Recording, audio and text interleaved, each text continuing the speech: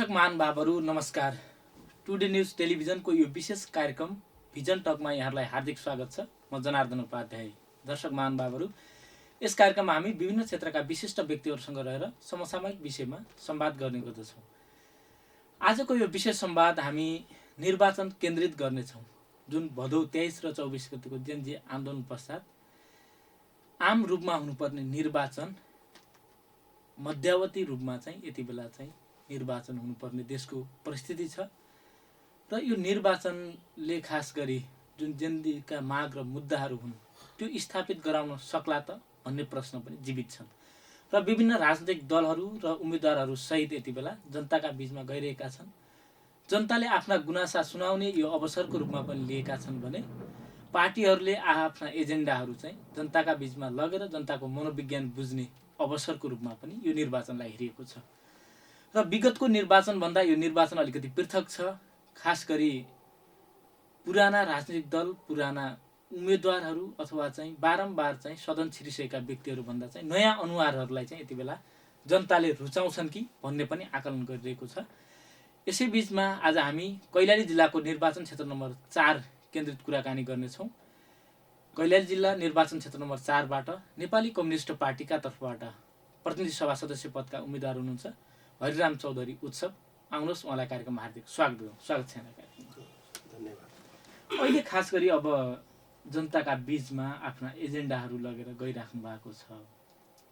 मुख्यतया जनताका बीचमा चाहिँ के एजेन्डाहरू लगेर अहिले नेपाली कम्युनिस्ट पार्टी अथवा चाहिँ निर्वाचन क्षेत्र नम्बर 4 मा यहाँ व्यक्तिगत उम्मेदवारका हिसाबले चाहिँ जनतालाई के दिन्छौँ भनेर चाहिँ अहिले आश्वासन बाँडिरहनु भएको छ। यहीँबाट प्रारम्भ गरौँ। आजको यो कार्यक्रममा मलाई निर्वाचन क्षेत्र नम्बर 4 र अहिलेको यो विशिष्ट घडीमा हुन गइरहेको निर्वाचनमा सहभागी हुने क्रममा निर्वाचन क्षेत्र नम्बर 4 का जनताहरूको बीचमा कस्तो खालको एजेन्डा लिएर अगाडि बढ्दै हुनुहुन्छ भन्ने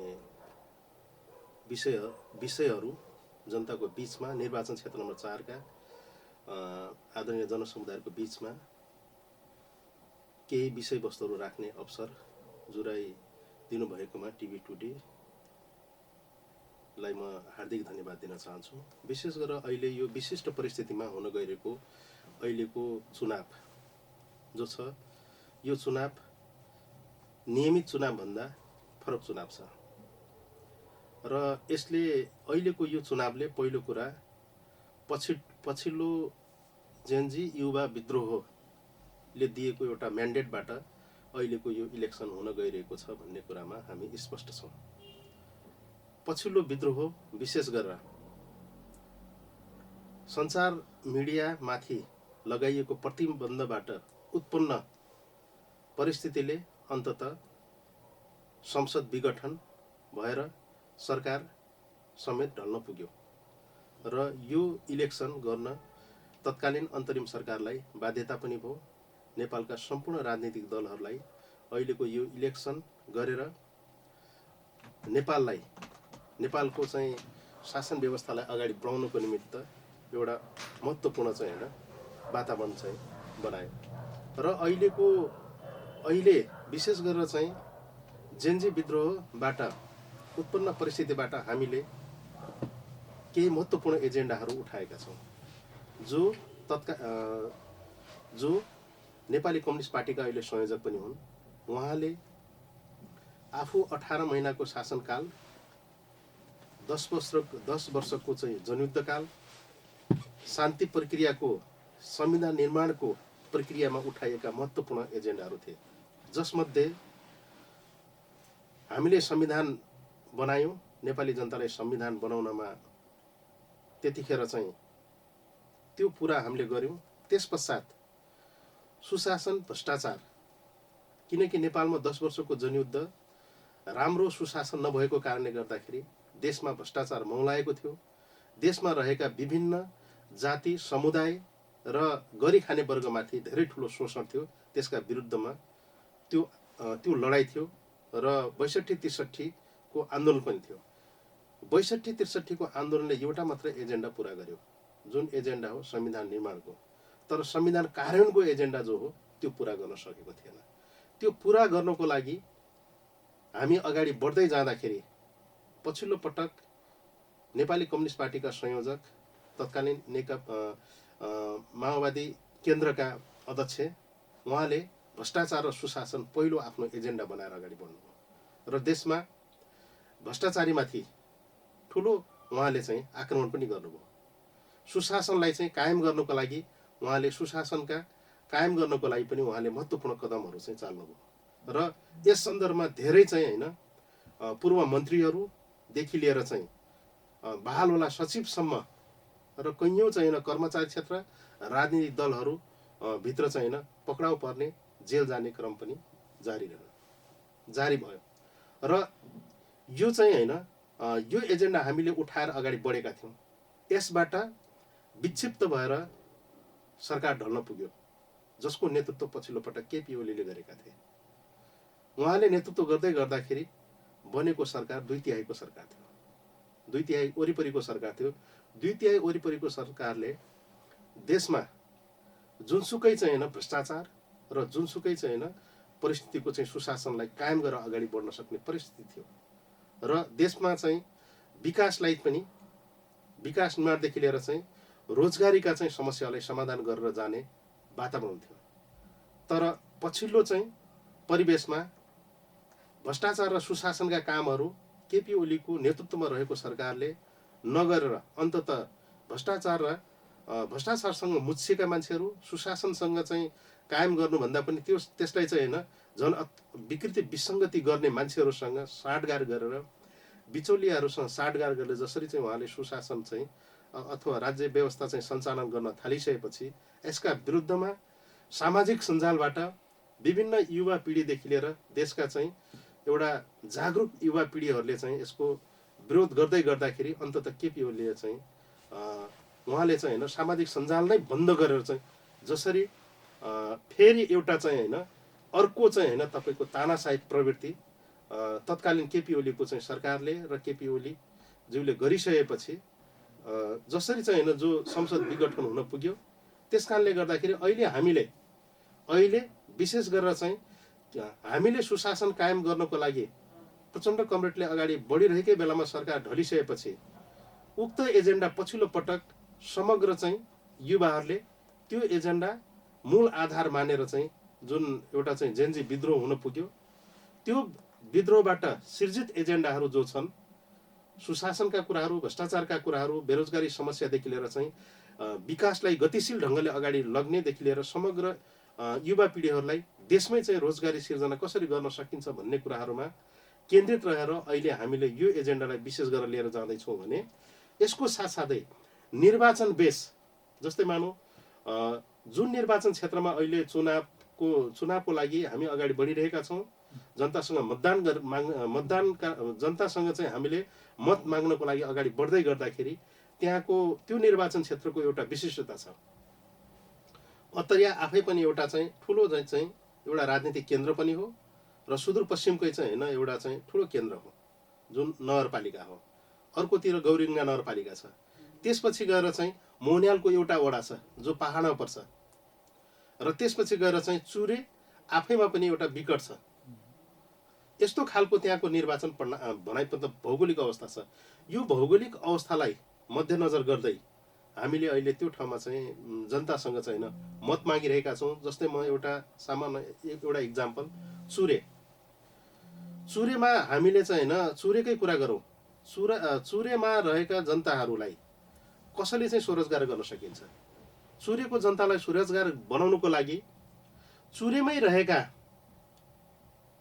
त्यहाँको जङ्गल, त्यहाँको माटो, त्यहाँको पानी र त्यहाँको जमिनबाट नै हामीले चुरेको समस्या समाधान गर्ने प्रयास गर्नुपर्छ।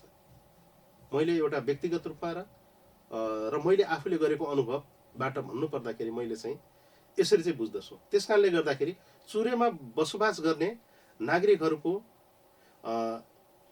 बेरोजगारी समस्या समाधान गर्नको लागि त्यहाँको ढुङ्गा, माटो, पानीलाई कसरी राज्यले उपयोग गर्ने, त्यो उपयोग गर्ने कार्यक्रम राज्यले बनाउनुपर्छ र अब निर्वाचित महानगरले त्यो वरिपरिबाट चाहिँ त्यहाँको चाहिँ होइन उत्पादनलाई चाहिँ केन्द्रित गरेर चाहिँ हामी अगाडि बढ्न सक्यौँ भने एउटा समस्या त्यहाँबाट चाहिँ समाधान हुनको लागि एउटा समाधान हुने एउटा प्रक्रिया चाहिँ सुरुवात हुन्छ।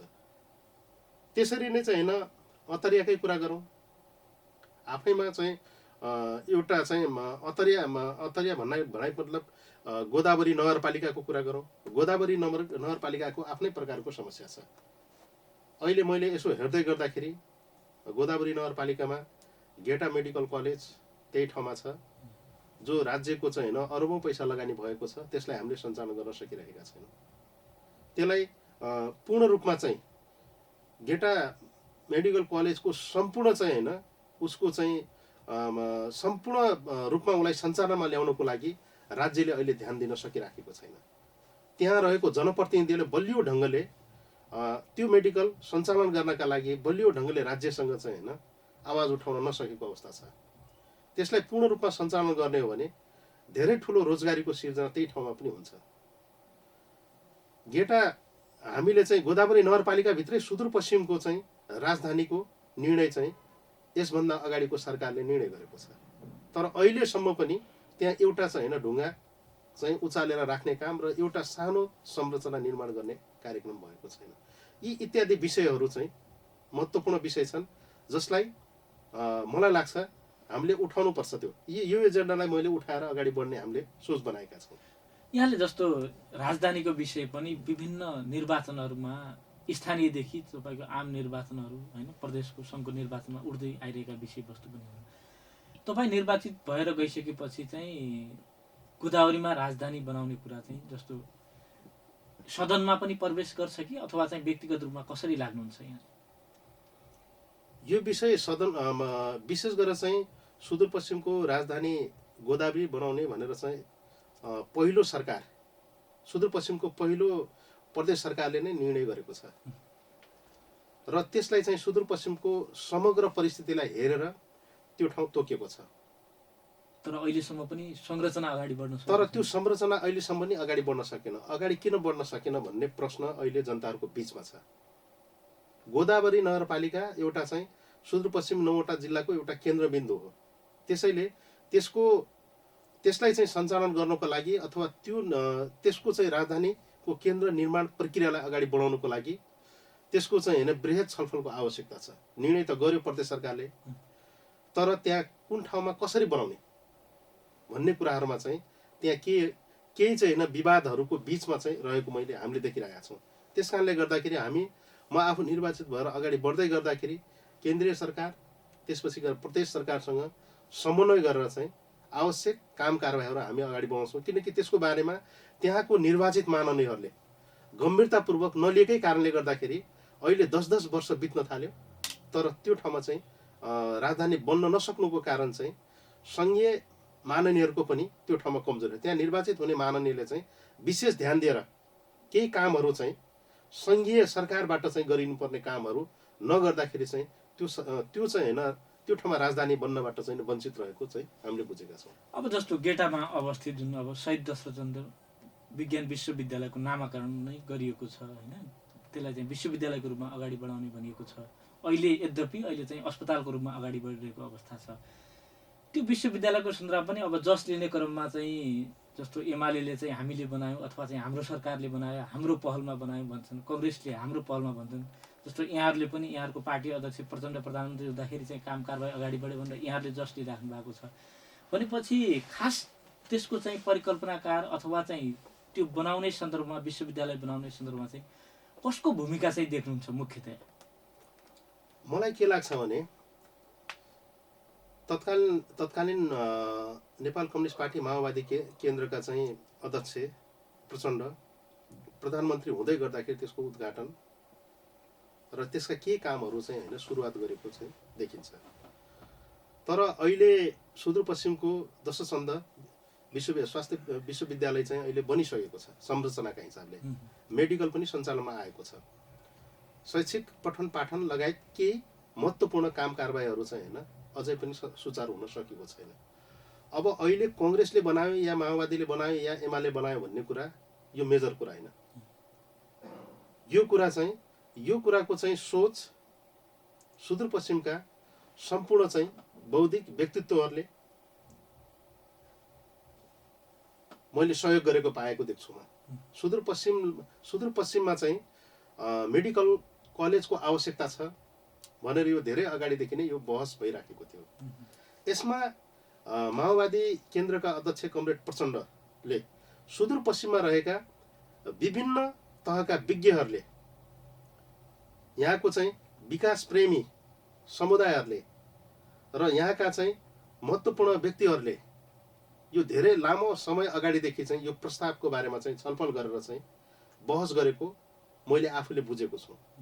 यो बुझाइलाई माओवादीले सहयोग गरेको सरकारमा भएको बेलामा सुदूरपश्चिमका चाहिँ नागरिकहरूले सुदूरपश्चिममा मेडिकल कलेजको आवश्यकता छ र त्यो ठाउँमा राज्यले त्यो सम्भावनालाई चाहिँ पुरा गर्नुपर्छ, यो राज्यको दायित्व हो भनेर चाहिँ यो भूमिका निर्वाह गरेको। त्यसैले चाहिँ मलाई के लाग्छ भने यसलाई चाहिँ कसले बनायो र कसले चाहिँ बनाएन भन्ने कुरा भन्दा पनि होइन, यो कुरा चाहिँ होइन राज्यको चाहिँ समग्र लगानी यो ठाउँमा रहेको छ।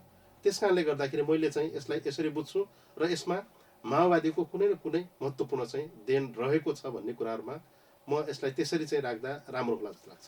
अब खास गरी अहिले यहाँको निर्वाचन क्षेत्र होइन सुदूरपश्चिमको एउटा व्यापारिक हब पनि हो अत्तरिया बजार। त्यहाँको अहिलेको बस पार्क यहाँहरूले पनि हेरिराख्नु भएको होला, बस पार्कको स्थिति हेर्ने हो भने त्यहाँ दयनीय अवस्था छ होइन। विभिन्न पार्टीका निर्वाचनहरूमा आफ्नो एजेन्डा बनाए बस पार्कलाई व्यवस्थित गर्छौँ अथवा चाहिँ त्यसलाई अझै चाहिँ गएर राम्रो बनाउँछौँ भनेर यो अत्तरिया बजारलाई व्यवस्थित गर्नका लागि बस पार्कलाई चाहिँ निर्माण गर्नका लागि चाहिँ यहाँको भूमिका चाहिँ के हुन्छ? मलाई लाग्छ धेरै नै महत्त्वपूर्ण यो क्वेसन छ। म आफै पनि चाहिँ होइन अत्तरियामा चाहिँ अत्तरियाको चाहिँ तेघरीमा जन्मेको हुँ। त्यसपछि गएर चाहिँ मालाखेतीको गुवासीमा चाहिँ होइन पढेर आएँ र म पढ्दै गर्दाखेरि र ती ठाउँमा हिँड्दै गर्दाखेरि चाहिँ अत्तरियाको अवस्था त्यस्तो थिएन। तर अहिले सुदूरपश्चिमको 9वटा जिल्लाको एउटा केन्द्र भइसकेपछि अहिले त्यहाँको चाहिँ बसोबास निकै नै घना भइसकेको छ र अहिले अत्तरियामा धेरै चिजहरूको आवश्यकता छ।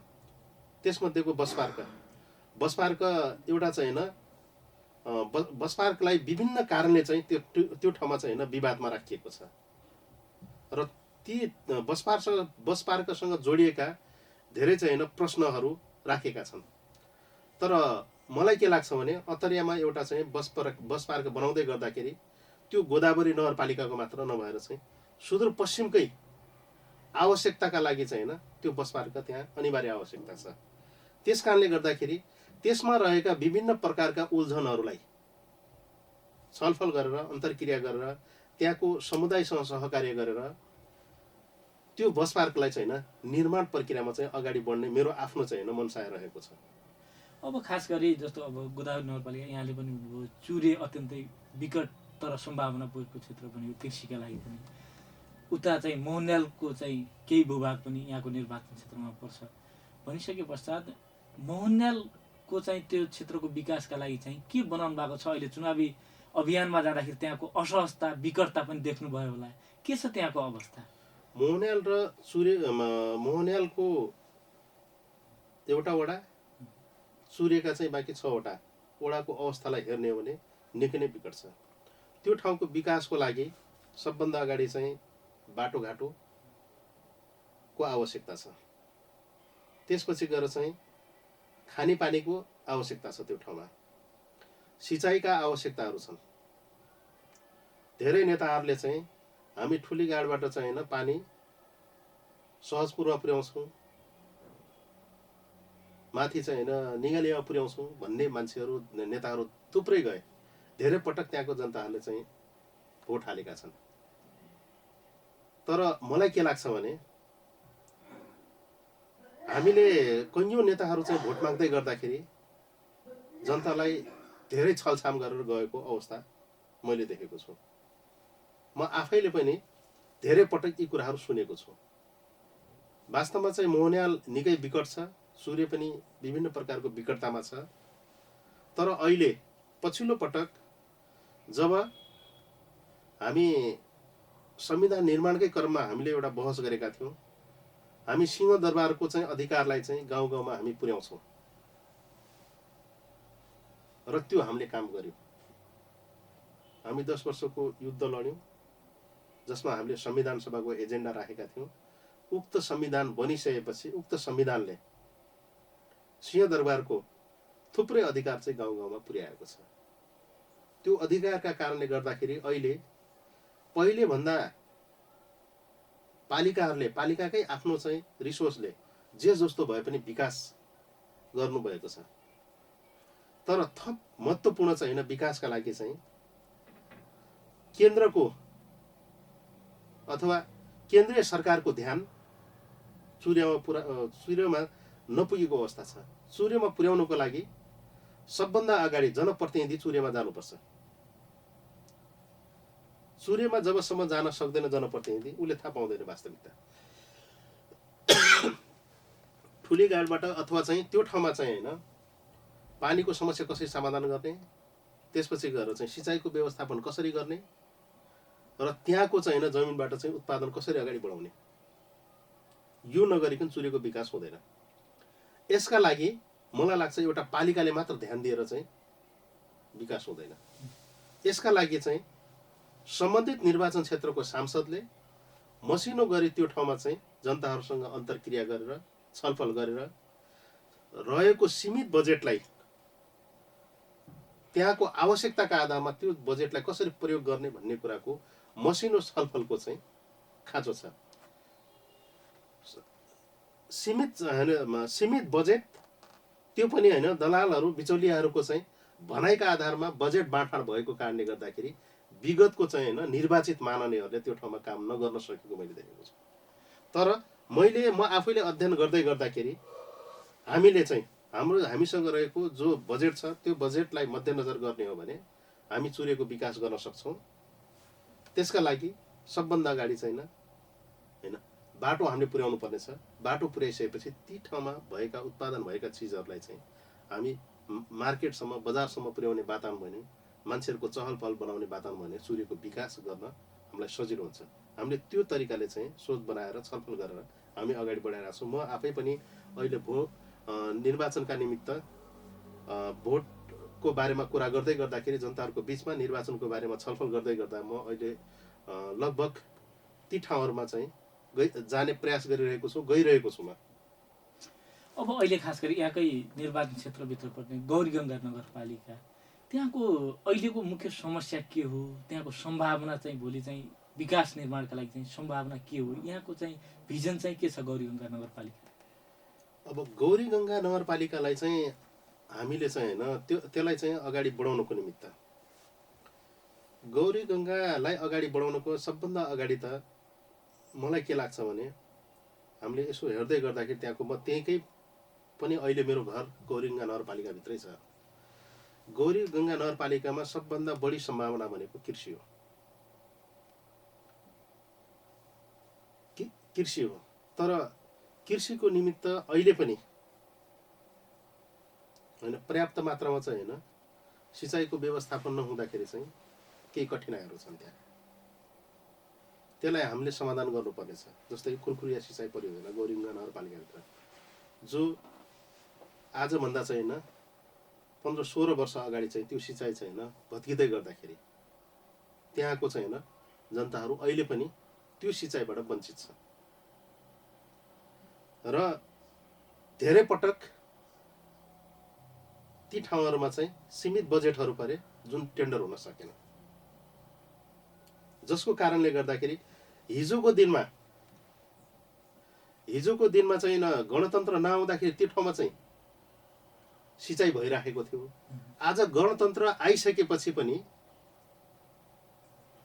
जो सिँचाइ चाहिँ होइन तपाईँको ड्याम भत्किँदै गर्दाखेरि त्यो सिँचाइ चाहिँ आयोजनालाई धेरै नेताहरूले धेरै पटक चाहिँ दर्जनौं पटक चाहिँ आश्वासन दिएर गए। जस्तै लेखराज भट्ट कमरेड चाहिँ 2 पटक माननीय हुनुभयो, 1 पटक चाहिँ तपाईँको चाहिँ भाटजी हुनुभयो, पछिल्लो पटक वीरबहादुर बलायरजी हुनुभयो। यसरी धेरै पटक चाहिँ माननीय हुनुभयो। सबैसँग यो प्रस्ताव गयो, त्यो सिँचाइ परियोजना बनेन। यो नबन्नुको कारण के हो? मलाई लाग्छ यसलाई उहाँहरूले विशेष गरेर चाहिँ जोडबल गरेन र त्यो सिँचाइ परियोजना बनेन। र अहिले पनि त्यहाँका चाहिँ थारूहरू, आदिवासी जनजातिहरू जो कृषिमा चाहिँ आधारित छन् उनीहरू होइन, उनीहरूले चाहिँ होइन अहिले पनि त्यो सिँचाइबाट वञ्चित छन्। त्यसैले चाहिँ एउटा त्यो सिँचाइको आवश्यकता मैले आफूले देखेको छु गौरीगङ्गा नगरपालिकाभित्र। त्यसपछि गएर चाहिँ होइन एउटा रिङ रोडको पनि आवश्यकता छ, जो माथिल्लो साइड अलिकति निर्माण भएको छ, तर तल्लो साइड चाहिँ होइन त्यो निर्माण भएको छैन। त्यो चाहिँ होइन गौरीगङ्गा नगरपालिकाको त्यहाँको चाहिँ सरकारले मोटामोटी चाहिँ होइन त्यो प्लानिङभित्र राखेको जस्तो मैले देख्छु। त्यो जरुरी पनि देखिन्छ। र अर्को कुरा, मैले एउटा महत्त्वपूर्ण कुरा, अहिले पनि होइन गौरीगङ्गाको एउटा महत्त्वपूर्ण सम्भावना भनेको चाहिँ कृषि नै हो।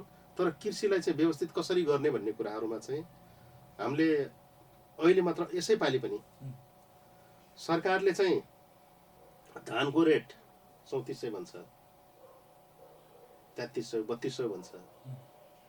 त्यो यसरी धान किन्नको लागि सरकार चाहिँ आफ्ना चाहिँ भनौँ विभिन्न ठाउँमा चाहिँ स्टलहरू खोल्छ, तर त्यसलाई चाहिँ होइन खालि सीमित भन्ने मात्रै, तर किन्न नसक्ने। तर किसानहरूले चाहिँ होइन सस्तोमा बेच्नुपर्ने यो अवस्था देखिन्छ। त्यसैले सबभन्दा अगाडि किसानले उत्पादन गरेको चिज राज्यले किन्ने व्यवस्था गर्नु पर्यो।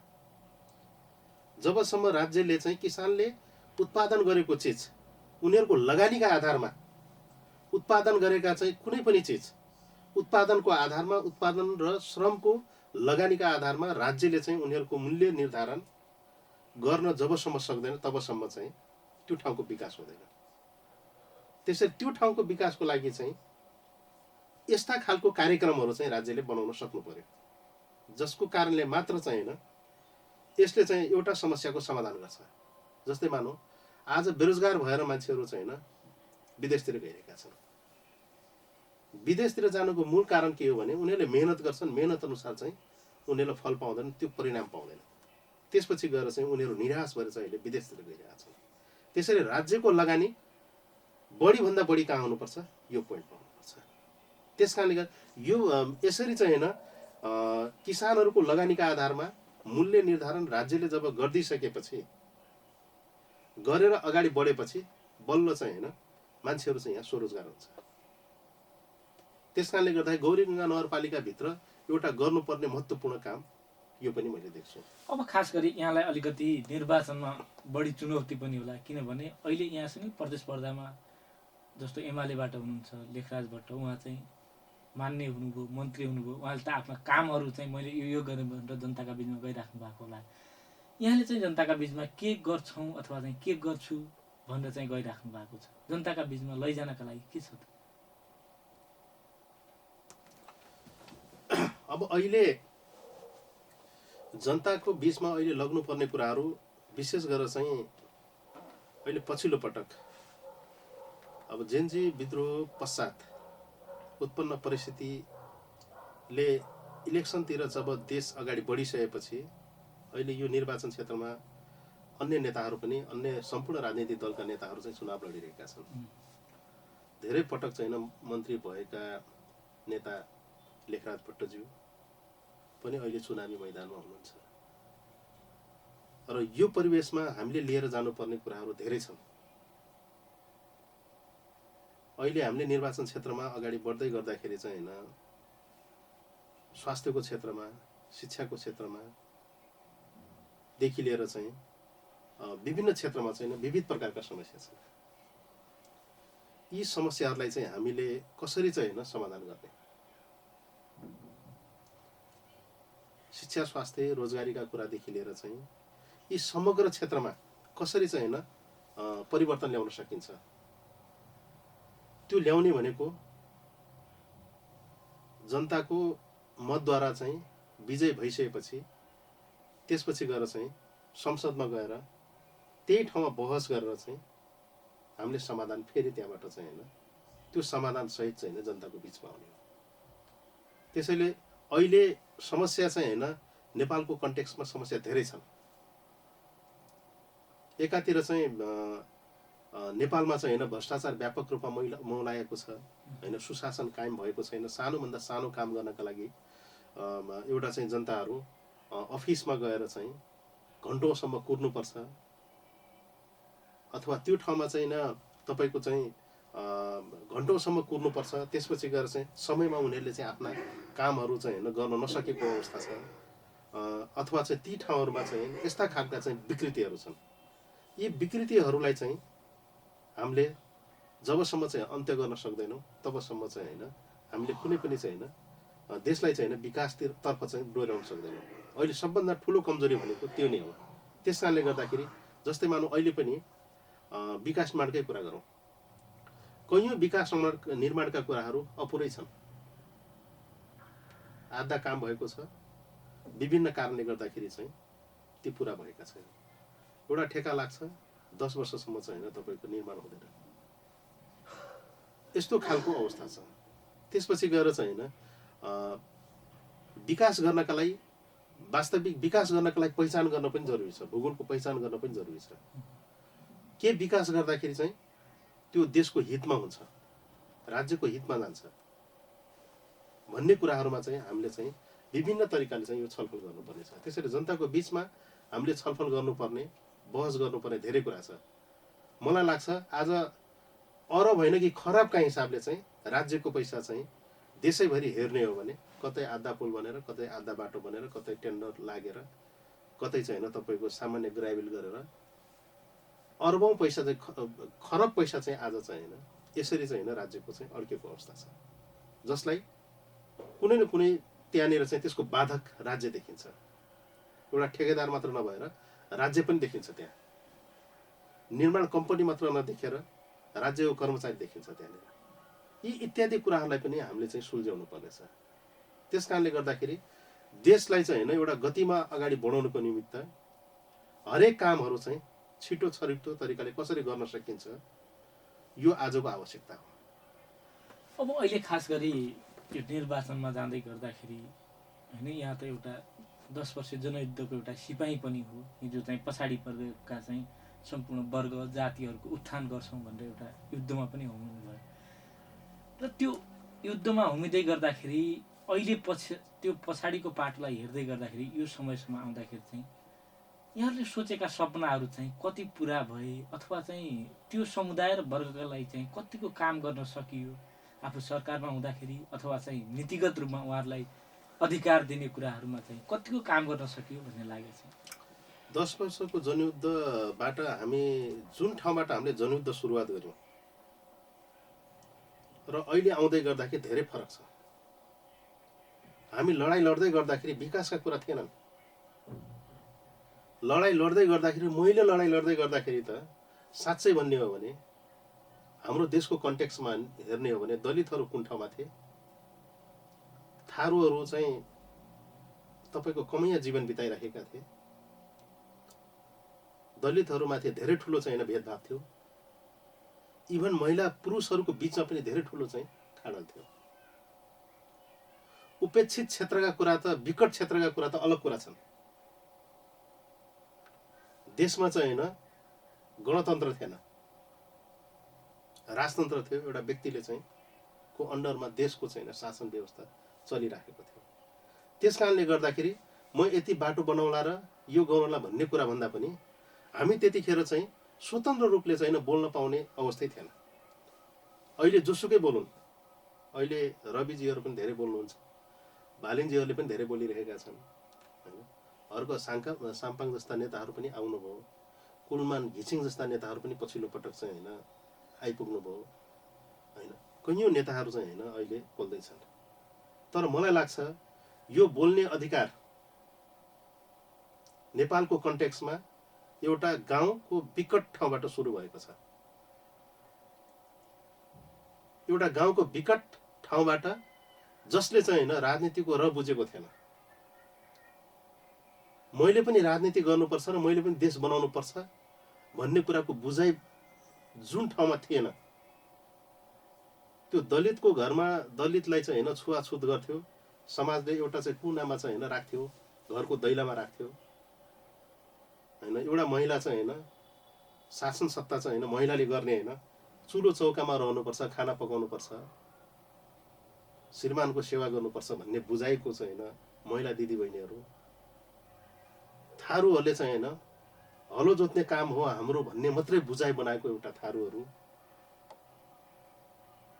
चाहिँ त्यस्तो खालको ठाउँबाट चाहिँ सुरुवात भएको लडाइँले अन्ततः 62-63 को आन्दोलनको चाहिँ सेन्ट्रलाइजेसन गरेर यो देशमा चाहिँ गणतन्त्र आएको छ भनेपछि हामी त्यहाँबाट आएका थियौँ भने हामी त्यतिखेरको अवस्थामा सामन्त जमिदारहरूले चाहिँ गाउँमा चाहिँ धेरै प्रकारका शोषणहरू गरेका थिए। त्यो ठाउँबाट आउँदै गर्दाखेरि मलाई के लाग्छ भने हामीले त्यतिखेर चाहिँ होइन नेपाली जनतालाई स्वतन्त्र बनाउनुपर्छ। उसले बोल्न पाउने, हिँड्न डुल्न पाउने, कुनै ठाउँमा कमजोरी भएको छ भने कमजोरीको बारेमा चाहिँ बोल्न पाउने, सबभन्दा अगाडि त्यो अधिकार दिनुपर्छ भन्ने थियो। त्यस कारणले गर्दा त्यो हामीले पुरा गरेका छौँ। आज नेपाली जनता स्वतन्त्र छ, जोसुकै नेताको बारेमा बोल्न सक्छ, जोसुकै चाहिँ होइन तपाईँको चाहिँ जोसुकै होस्, बाह्य शक्ति होस् या आन्तरिक शक्ति होस् या जोसुकै व्यक्ति होस्, अहिले उसले टिप्पणी गर्न पाउँछ भनेपछि एउटा महत्त्वपूर्ण चाहिँ हामीले काम यो पुरा गर्यौँ। र यो गर्दै गर्दाखेरि यो पनि हामीले लडाइँबाट प्राप्त गरेको हो। त्यसरी नै चाहिँ आज चाहिँ होइन संविधान जारी हुँदै गर्दाखेरि राज्यका चाहिँ विभिन्न पिछडिएका क्षेत्रका मान्छेहरूलाई राज्यले चाहिँ संविधानले चाहिँ सम्मान गरेको छ। दलित, महिला, आदिवासी जनजातिहरू अहिले राज्यको चाहिँ विभिन्न अङ्गमा उनीहरू पुगेका छन्, उनको प्रतिनिधित्व भएको छ, एउटा सम्मान यहाँनिर पुगेको छ भनेपछि अब रह्यो विकासको कुराहरू। यो काम गर्दै गर्दाखेरि हाम्रो देशमा चाहिँ होइन छुट्न पुगेको कुरा के हो भने देशलाई विकास गर्ने कुरा जो हो यो छुट्न पुग्यो। सुशासनका कुराहरूलाई जसरी सुशासन कायम गर्नु पर्थ्यो, यो काम गर्दै गर्दाखेरि चाहिँ होइन छिटो छरितोद्वारा चाहिँ होइन देशमा बाटोघाटो बन्ने कुराहरू, देशका चाहिँ अन्य निर्माण कार्यहरू चाहिँ पुरा गर्ने कुराहरूमा स्वाभाविक रूपमा त्यसले चाहिँ गति लिन सकेन।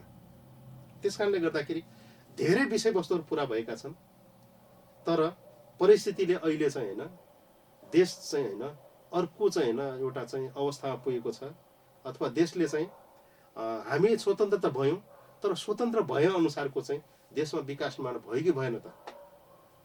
जो चाहिँ स्वतन्त्र भएका चाहिँ जनताहरूले निर्वाचित गरेका नेताहरूले चाहिँ देशलाई चाहिँ होइन समृद्ध बनाउन कति चाहिँ मेहनत गरे भन्ने कुराहरूमा चाहिँ कमी रहेको छ। त्यो अबको चाहिँ होइन पुस्ताले पुरा गर्नुपर्छ, त्यो हामीले पुरा गर्नुपर्छ भन्ने मलाई लाग्छ। अब जस्तो यहाँले विगतको चाहिँ नागरिकहरूको पीडा, जस्तो दलित समुदायको पीडा भन्नुभयो होइन, चौधरी समुदायमा रहेको जस्तो कमलरी प्रथाको कुरा गर्दाखेरि कमलरी प्रथालाई चाहिँ कति, त्यो पीडालाई कति नजिकबाट चाहिँ यहाँले हेर्ने अवसर पाउनु, कस्तो थियो त्यो अवस्था? अब मलाई कस्तो लाग्छ भने यो कस्तो थियो भन्ने कुरा चाहिँ होइन मेरो एउटा चाहिँ होइन मैले अरूको इक्जाम्पल दिनुभन्दा पनि अहिले मेरो निर्वाचन क्षेत्रमा सबभन्दा धेरै चाहिँ होइन मुक्त कमैयाहरू छन्, कमलरीहरू पनि छन्। कमलरी त्यतिखेर कस्तो हुन्थ्यो भने लोग्ने मान्छेले चाहिँ घरको खेतको काम गर्थ्यो, घरको चाहिँ होइन महिलाले चाहिँ लोग्ने चाहिँ कमैयाको रूपमा बस्थ्यो भने श्रीमती चाहिँ होइन कमलरीको रूपमा काम गर्नु पर्थ्यो। उसको खाना पकाउनु पर्थ्यो, उसको चुल्हा चौका काम गर्नु पर्थ्यो, उसका चामल खिलाइदिनु पर्थ्यो। यस्ता कामहरू कसले गर्थ्यो? महिलाले गर्थ्यो। मलाई लाग्छ व्यक्तिगत रूपमा मेरो आफ्नो फ्यामिलीमा पनि म आफै पनि एउटा चाहिँ होइन मेरो बुवाले चाहिँ 7 वर्ष चाहिँ होइन कमैया जीवन बिताए। म तेघरीमा जन्मेँ, मेरा सम्पूर्ण परिवारहरू तेघरीमा छन् होइन। मेरो बुवाले चाहिँ 7 वर्ष कमैया जीवन बिताए। उनी पढले गरेका थिए, पढ्न गएको बेलामा उनको सम्पत्ति खोसियो। यो सबैलाई यो विशेष गरेर चाहिँ माला खेतीमा चाहिँ मैले नाम लिँदै गर्दाखेरि थाहा पाउनुहुन्छ त्यहाँको केही मान्छेहरूले, केही व्यक्तिहरूले थाहा पाउँछन् होइन। मेरो मम्मीले चाहिँ होइन कमलरी चाहिँ होइन भन्नुभयो। अब मेरै उनीहरूको जीवन कस्तो थियो होला भन्ने कुरा चाहिँ सामान्य चाहिँ होइन मलाई स्मरण हुन्छ, किनकि म मालाखेती गुवासीमा चाहिँ 3 क्लासबाट पढ्दा 3 क्लाससम्म त्यहाँ त्यो ठाउँमा पढेँ।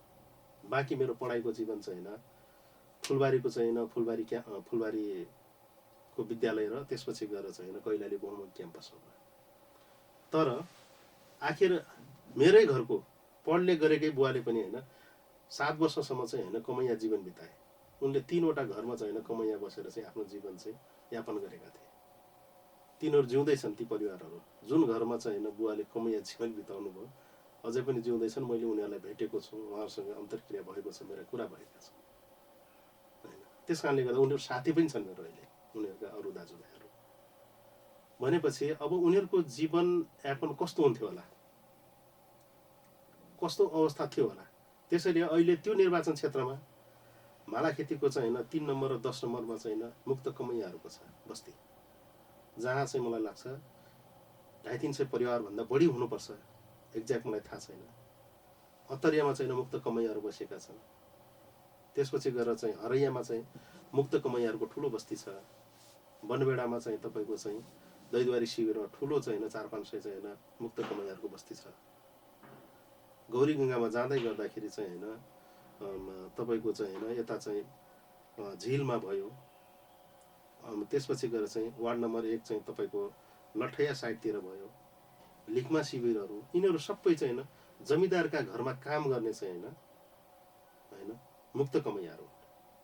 र उनीहरू चाहिँ होइन उनीहरूको जीवनयापन हिजोको दिनमा कस्तो थियो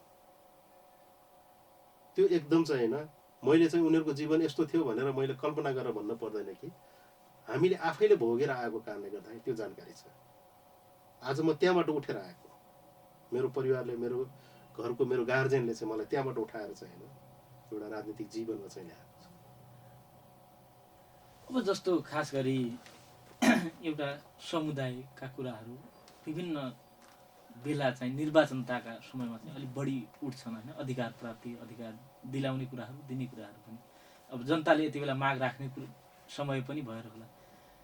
जस्तो यही निर्वाचनमा पनि एउटा चाहिँ चौधरी समुदायबाट एउटा थारूको छोरा चाहिँ रेशम चौधरी, जो चाहिँ कैलालीकै निर्वाचन क्षेत्रमा धेरै टाढा पनि नजाउँ, एकबार चाहिँ उम्मेदवार हुँदै हुन्थ्यो।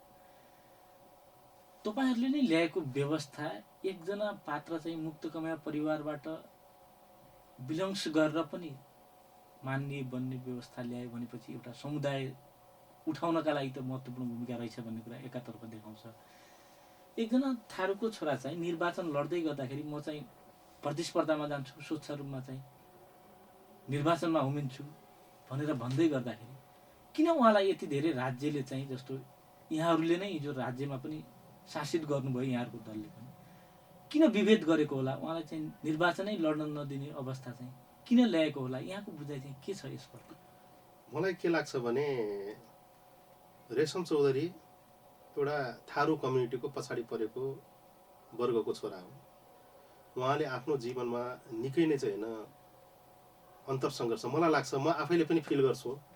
म एउटा कम्युनिटी व्यक्ति भएको कारणले गर्दाखेरि मैले कति धेरै अन्तरसङ्घर्ष हाम्रो सोसाइटी, हाम्रो समाजमा गर्नुपर्छ भन्ने कुरा मैले पनि फिल गर्छु।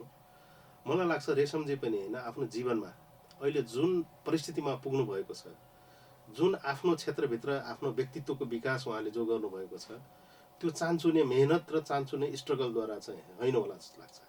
धेरै मेहनत गरेर आज उनी चाहिँ एउटा थारू समुदायको आवाजलाई चाहिँ होइन राष्ट्रिय राजनीतिको एउटा केन्द्र बिन्दु काठमाडौँलाई चाहिँ राम्रै गरी चाहिँ सुनाउने गरी चाहिँ होइन आफ्नो क्षमताको विकास गर्नु पनि भएको छ र उहाँले जनताले साथ पनि दिएको थियो हिजोको दिनमा। र यसमा राजनीतिक दलहरूमा विशेष गरेर चाहिँ होइन कङ्ग्रेस र एमालेले अलिकति उहाँलाई चाहिँ पूर्वाग्रह गरेको मैले पाउँछु। किनकि जुन बेला चाहिँ टिकापुरमा जुन एउटा चाहिँ जुन विद्रोह भयो, उक्त विद्रोह संविधान आफ्नो चाहिँ राजनीतिक अधिकारको लागि थियो, संवैधानिक हकको निमित्त भएको विद्रोह थियो। उक्त विद्रोहमा जुन दुर्घटना हुन पुग्यो त्यो दुर्घटना आफैमा निन्दनीय छ। तर त्यो दुर्घटना हुँदै गर्दाखेरि त्यसको सम्पूर्ण जिम्मेदारी रेशमले मात्रै चाहिँ लिनुपर्छ भनेर राज्यले जसरी उनीमाथि चाहिँ एउटा प्रतिशोध साध्न खोज्यो त्यो एकदम गलत छ। म यसको बारेमा यति भन्छु। त्यसको साथसाथै अहिले पछिल्लो पटक उहाँ चाहिँ होइन आम माफीद्वारा चाहिँ होइन छुट्नु भएको, जतिखेर चाहिँ प्रचण्ड प्रधानमन्त्री हुनुहुन्थ्यो, अहिलेको चाहिँ होइन सम्माननीय चाहिँ राष्ट्रपति नै हुनुहुन्थ्यो। प्रधानमन्त्री कमरेड प्रचण्डको अगुवाईमा उक्त प्रस्ताव चाहिँ राष्ट्रिय महामहिम राष्ट्रपति समक्ष चाहिँ पठाइसकेपछि उक्त निर्णयबाट उहाँ चाहिँ छुट्नु भएको थियो। एउटा सम्मानपूर्वक राज्यले मिना गरेको थियो। अहिले उहाँ निर्वाचनमा भाग लिँदै गर्दाखेरि उहाँलाई चाहिँ होइन छोड्ने काम गर्यो। यो कमजोरी भनेको चाहिँ व्यक्तिगत हिसाबले चाहिँ उहाँको मात्रै होइन, उहाँको मात्रै होइन, यस प्रकृतिका कमजोरीहरू धेरै छन्। कैयौँ मान्छेहरू अहिले मुद्दा खेपिरहेका छन्, इलेक्सन लडिरहेका छन्, धरोटी बुझाइरहेका छन्, अदालतले फैसला गरिरहेको छ। करोडौँ चाहिँ होइन, धरोटीहरू चाहिँ होइन बुझाउँदै फेरि चुनाव लडिरहेका छन्। त्यहाँ प्रतिशोध छैन। केपी ओली ज्यूलाई 76 जना भर्खरै चाहिँ एउटा आफ्नो भविष्यको चाहिँ होइन झोला बोकेर चाहिँ राज्यको विरोध गर्दाखेरि राज्यले गरेका गलत क्रियाकलापहरूको चाहिँ विरोध गरिरहेकै बेलामा त्यसको बारेमा चाहिँ एउटा लोकतान्त्रिक मुलुकमा चाहिँ आवाज उठाउन जाँदाखेरि चाहिँ तिनीहरूमाथि चाहिँ होइन बर्बरतापूर्ण तरिकाले एउटा कम्युनिस्ट पार्टीको नेताको नेतृत्वमा रहेको 2/3 सरकारको नेतृत्व गरिरहेको चाहिँ प्राइम मिनिस्टरले चाहिँ होइन 76 जना मान्छेहरू सयौं चाहिँ युवाहरू घाइते हुने गरी चाहिँ आक्रमण गरिन्छ। उनी आज चुनावको लागि योग्य छन्, हामीले देखिरहेका छौँ।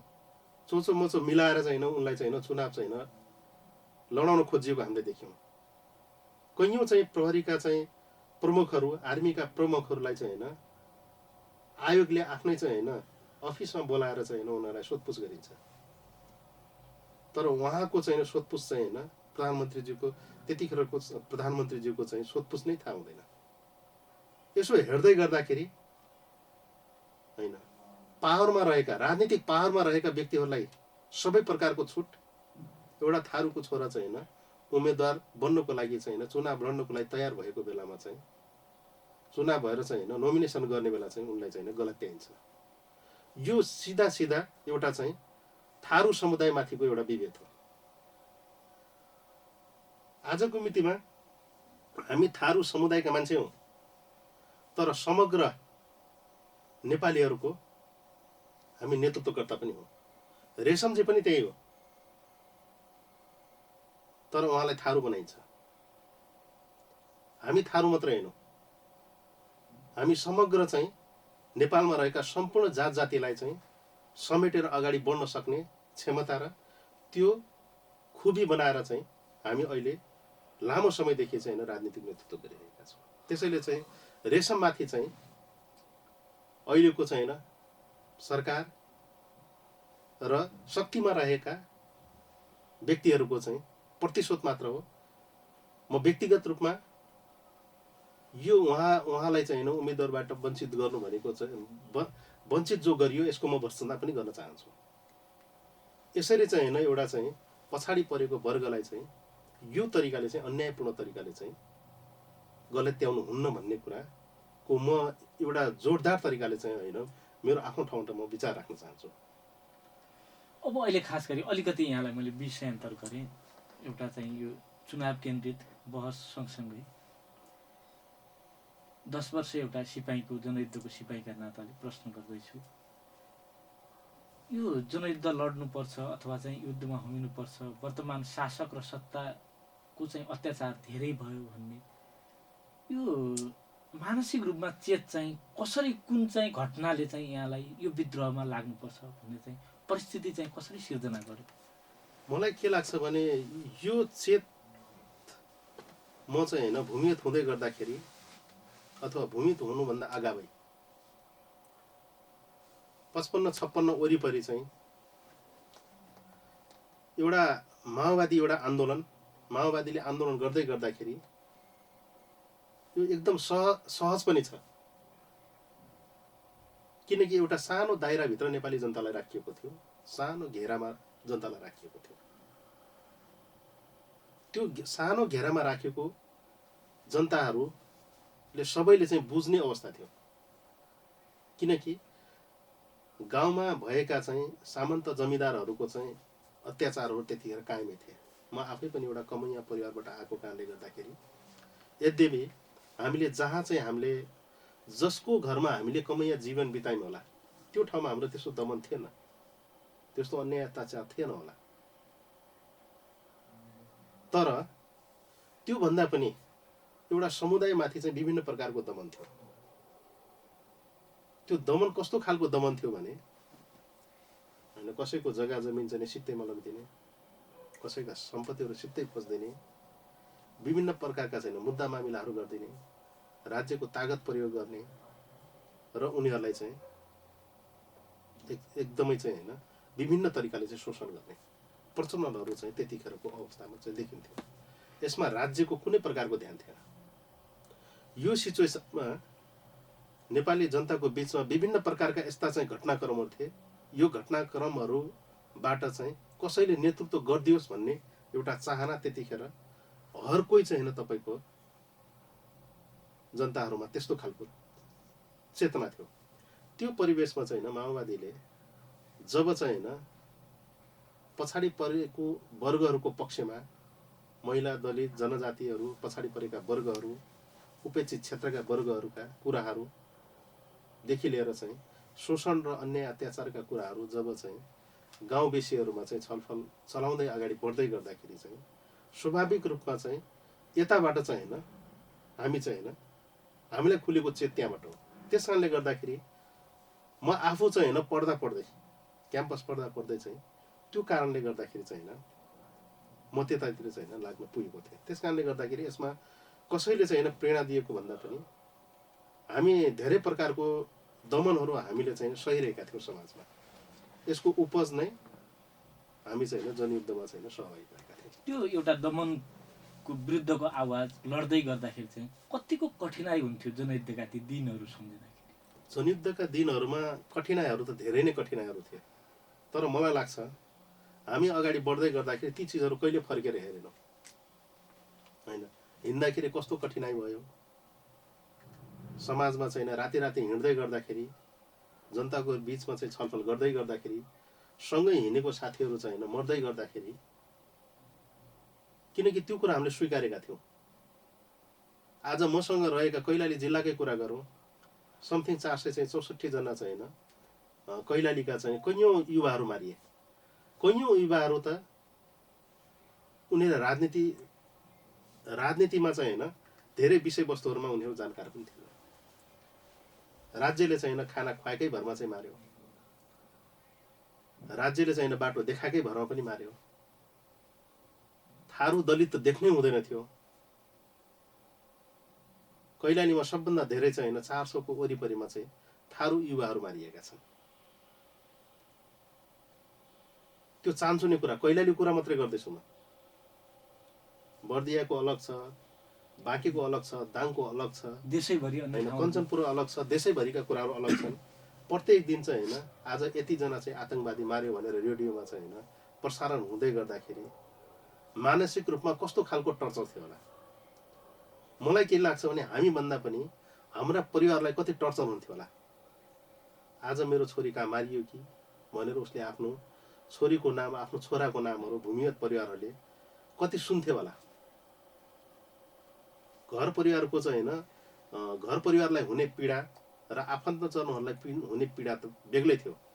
तर हामी हिँड्दै गर्दाखेरि चाहिँ हामीले कहिले पनि त्यो पीडा चाहिँ मानेनौँ, किनकि हामी एउटा अभियानमा थियौँ।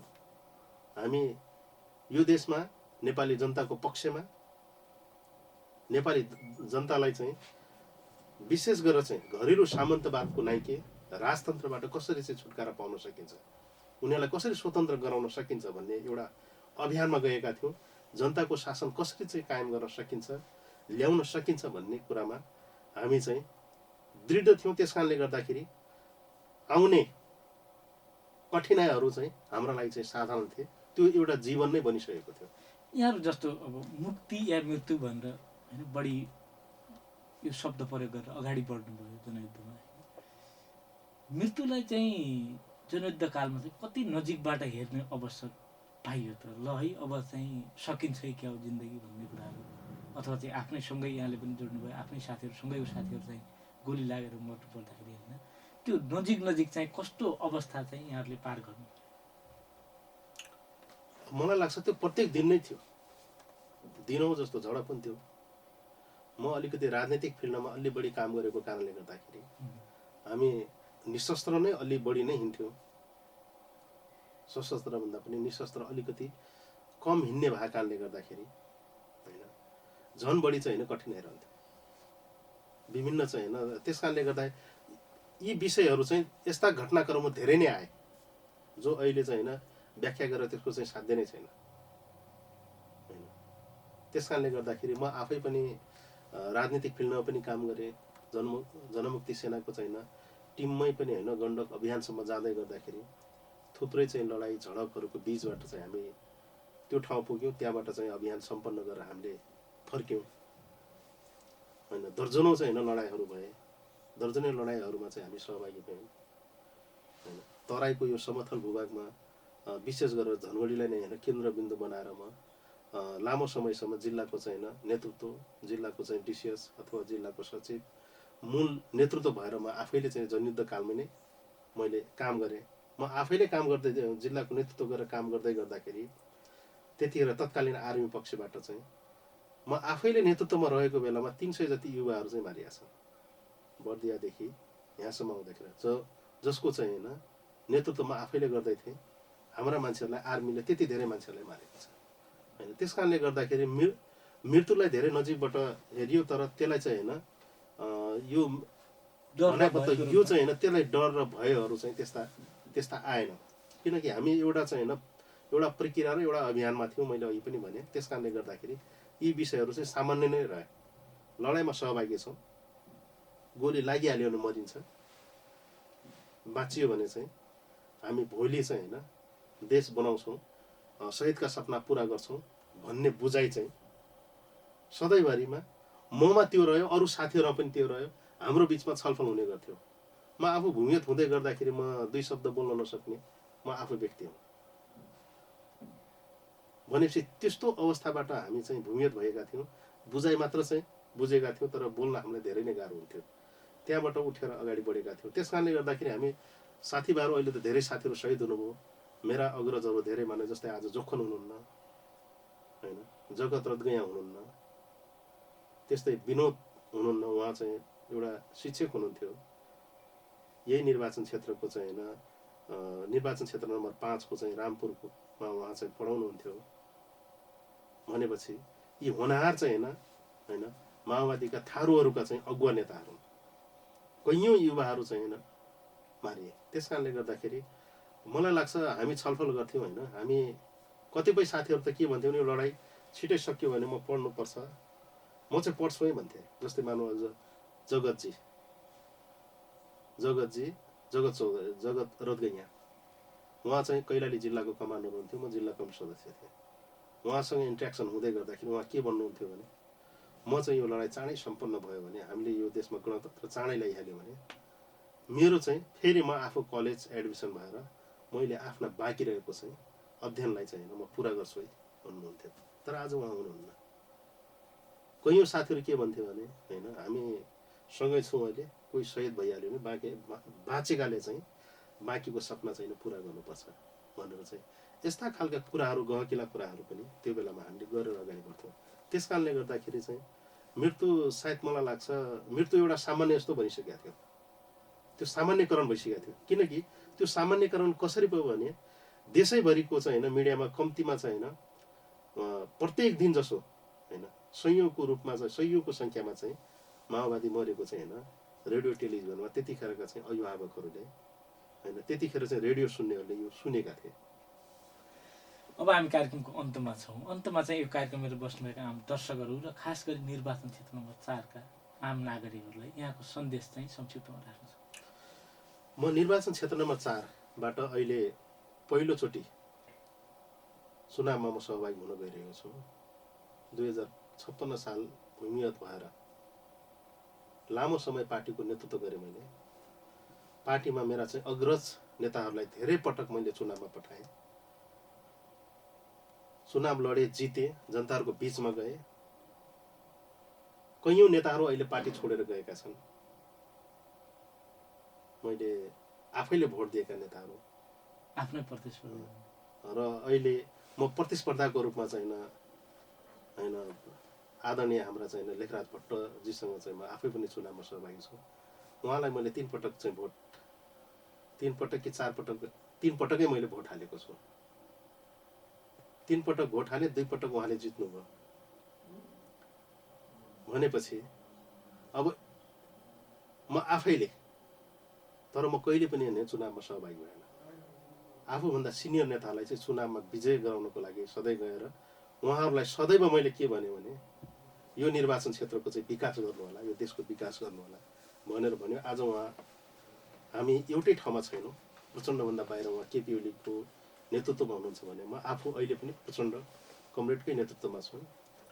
मेरो आफ्नो चाहिँ होइन एउटा अपेक्षा के हो भने बाँकी नेताहरूले त्यो निर्वाचन क्षेत्र नम्बर 4 मा जति नेताहरूले चाहिँ विजय भएर गए उहाँहरू कहिले पनि जनताको बीचमा फर्केन। अहिले म प्रचारमा जाँदै गर्दाखेरि तपाईँले भनेर भोट दिएका नेताहरू अहिले पनि फर्केर आएनन्, तपाईँले कसरी भोट दिने भनेर मलाई प्रश्न गरिरहेका छन्। त्यस कारणले गर्दाखेरि म विशेष गरेर अहिले यो सम्पूर्ण चिज पुरा त्यो क्षेत्रमा रहेका सम्पूर्ण चिज पुरा गर्छु भनेर त म भन्दिनँ, किनकि त्यो सम्भव पनि नहोला। समस्याहरू यति धेरै छन् कि जो हामी कल्पना पनि गर्न सक्दैनौँ, त्यति धेरै समस्याहरू चाहिँ अहिले छन् हाम्रो देशमा। तर त्यो निर्वाचन क्षेत्रमा मैले सबभन्दा अगाडि निर्वाचित भएका त्यहाँका जनताले निर्वाचित गरेका नेताहरूले जुन गल्ती गरेका छन् त्यो म गल्ती गर्दैन। मैले विशेष गरेर चाहिँ त्यो ठाउँमा रहेका मुक्त कमैयाहरूका समस्याहरू चाहिँ विकराल छन्। अहिले पनि जमिन त दिइएको छ, तर उनीहरूको लाल पूर्जा अहिले पनि चलन चल्तीमा छैन, राज्यको चलन चल्तीमा छैन। यस्ता समस्याहरूलाई मैले समाधान गरेर जान्छु। त्यहाँका बाटोघाटोहरूलाई चाहिँ होइन हिजोको नेताहरूले जोड दिएनन्, मैले त्यसलाई चाहिँ ध्यान दिएर जानेछु। चुरीका समस्याहरू, मोहनियालका समस्याहरूलाई चाहिँ मैले समाधान गर्नेको लागि अगाडि बढ्नेछु। शिक्षाका कुराहरू अहिले पनि, शिक्षाको कुरा समग्र देशकै समस्या हो। अहिले पनि राज्यले चाहिँ होइन तपाईँको माध्यमिक तहसम्म चाहिँ निःशुल्क भन्छ, तर चाहिँ तल चाहिँ दरबन्दी दिँदैन। हाम्रो देशको शासन व्यवस्था प्रणाली यस्तो छ।